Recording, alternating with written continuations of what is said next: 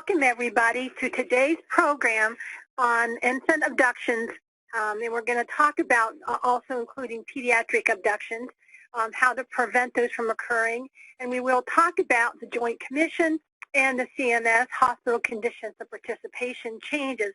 And basically, there are 5 things that every facility that has children and infants should be doing to prevent infant abduction. And that's what we're going to cover today. So we've got a lot of information to show you. We've got actually about 225 slides.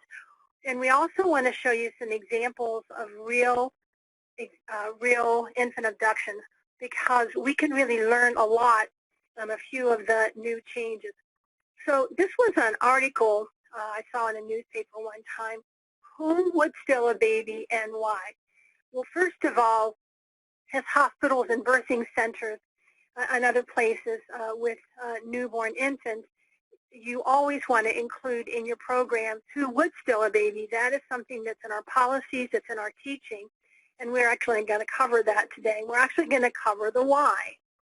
So this is another article on how safe is your baby. So that's what we're going to talk about today.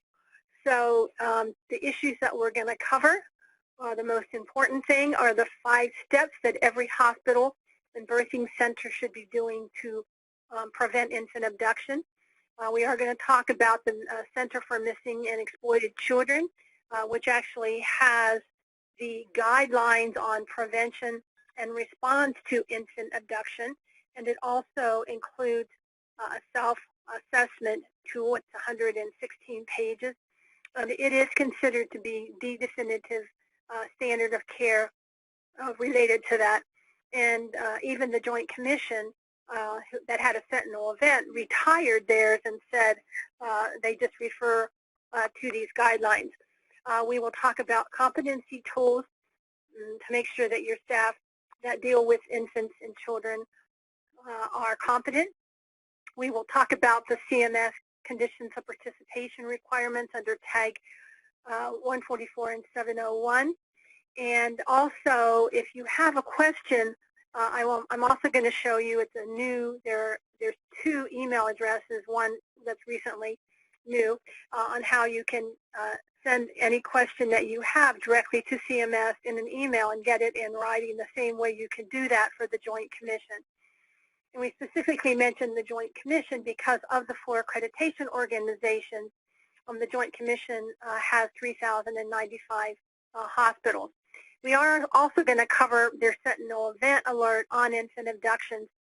Even though they did retire it, this is, again, May the 6th of 2020, so about 5 years ago they retired it, but it still has useful information in it that we did learn for that. We're going to talk about root cause analysis and when you need to do systematic or root cause analysis. We're going to talk about failure mode and effect analysis.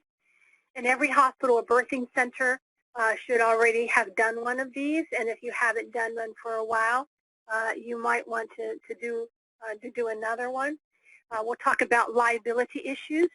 We'll talk about education, mock drills, and more. These are some of the key issues that we are going to cover today. What physical and security measures should be taken. Everyone needs to have a policy and procedure. What should be in that policy? We've all seen CSI and the unspeakable nightmare. If one does occur, then what is your critical incident response plan? We'll talk about liability issues. We'll talk about how to do a self-assessment. And as I mentioned, we'll do the Joint Commission standards and also the CMS hospital conditions of participation. The Joint Commission does have a frequently asked question on infant abduction. We'll talk about the 6 root causes of infant abductions, what allowed them to happen.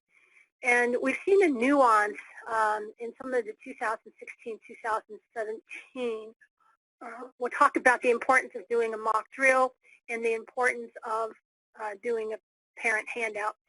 So probably it was, we've been very fortunate the last few years. We haven't had, it's just getting tougher because we're doing these 5 things to get them out of the hospital.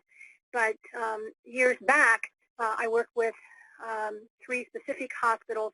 And in one hospital, the person got the infant out to the elevator, at which time the elevator closed down because of the umbilical transmitter. However, had they done all 5 things, the abductor would never have gotten the infant and would have never gotten that far.